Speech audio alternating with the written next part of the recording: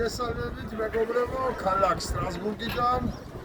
ახლა ქართული ოცნების წევრებისთვის მინდა ჯერ რატო უხარიათ ევროპის დაგრევა, მაგრამ მერე თან აი კარგად ვატარებთ დაანახე რა ეთქობა ამ ევროპას დამკვირვებლის.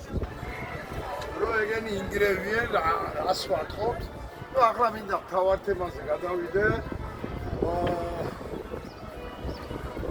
უკვე მეგობრობის აქტის მიღებით ამერიკამ ალბათ რაც შეეძლო ყველაფერი გააკეთა, ახლა ესაც ვერ გამოსხავს ახლა ვერც ევროპა და ვერც ამერიკა და ჩვენ გასაკეთებელს ვერ გააკეთებს, აი ამას ესა უკვე დიდი სტიმული, ოღონდ უნდა უკვე ბევრი მუშაობა და როდესაც ქალბატონმა სალომემ დაანონსა რომ 26-ისთვის ორგანიზაცია იქნება, რომელიც გაუწევს ორგანიზებას ამ აქციის მომზადებას.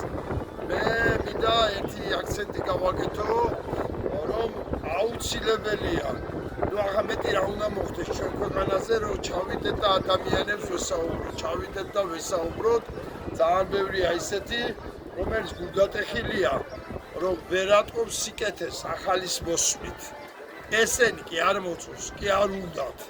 მაგრამ აი ვერ უყურებენ იმას, რომ რაღაც უფრო სიკეთე იქნება.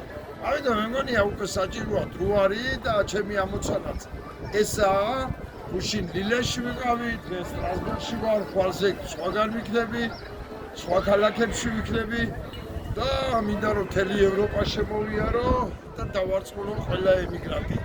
ჩვენი გადარჩენა და დაბრუნება მხოლოდ და მხოლოდ არის ხელისუფლების სვლა, კოალიციური ხელისუფლება, მრავალპარტიული პარლამენტი და სხვა გამოსავალი მაგ ქვეყანას არ არის. ამიტომ ვიაროთ, მივახციოთ იმას, რომ გაფიცვა მუდმივი აქციები არა მარტო თბილისში, ქუთაისში, ბათუმში, და თელავში, ახალციხეში, ჭოროწყუში, არამედ ყველგან. ქალაქების 30-40%-ში რომ გაიმართოს, ეს შიგნით გატეხავს შიგნებს და არწმუნებს რომ არ ვნებდები და ვიგებთ და შიგნით გატეხავს, შიგნიდან უნდა ჩამოიშალოთ. ამიტომ კიდევ ერთხელ მოგიწევთ ჩემო ემიგრანტებო, მზადავარ 9-ში ტარდება აქცია ზუსტად აქ კათედრალთან და ამ აქციის შემდეგ ალბათ წავალ სხვა ქალაქში და მოგიწევთ ემიგრანტებო, ჩვენც უნდა ვიაქტიუროთ, ჩვენც უნდა ვიყოთ აქტიური, გავმართოთ აქციები და ევროპას დავაჩქარებიოთ და გავაკეთებიოთ ის, რაც გააკეთა ამერიკამ. ხოლო ჩვენ საქართველოში ვიბრძოლოთ. სხვა გამოსავალი არა. მადლობ ყურადღებისათვის.